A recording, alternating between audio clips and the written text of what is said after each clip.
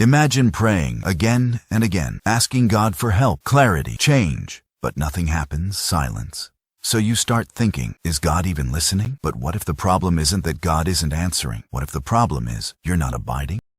In Gospel of John 15, verse 7, Jesus Christ says something wondrous. If you abide in me, and my words abide in you, ask whatever you wish, and it will be done for you. That sounds like a blank check from God, but it's not, because most people read this verse and completely miss the condition. Today, you'll understand what it really means to abide in God and why it changes everything. The problem is, most people treat God like a backup plan. They only pray when life falls apart. They're stressed. They need something, but the rest of the time, they live disconnected. No guidance. No alignment, no relationship. That's like unplugging a phone all day, then expecting it to work perfectly when you need it. It doesn't work like that. And spiritually, neither do you. 1. What abide really means. The word abide doesn't mean visit. It doesn't mean believe once. It means stay, remain, live in, be connected constantly. Think of a branch on a tree. If it stays connected, it lives. If it disconnects, it dies. That's the picture Jesus Christ was painting.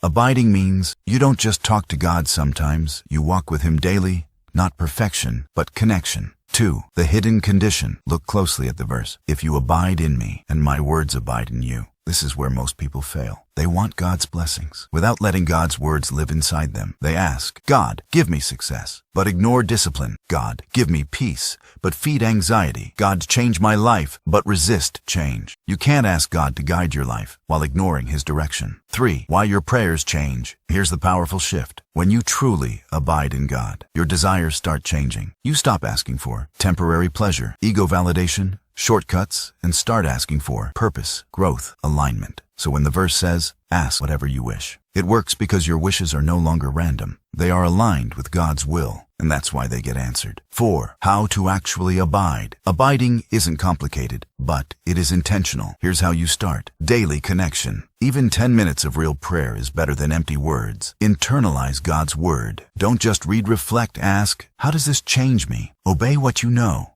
Most people don't need more knowledge. They need more action. Stay aware of God, not just in church, but in your decisions, habits, and thoughts. So next time you feel like God is silent, don't just ask, why isn't God answering me? Ask a harder question. Am I truly abiding in Him? Because the promise was never for everyone. It was for those who stay connected. Disconnected branches don't bear fruit. So if your life feels empty, maybe it's not because God is far away. Maybe you've just been living disconnected.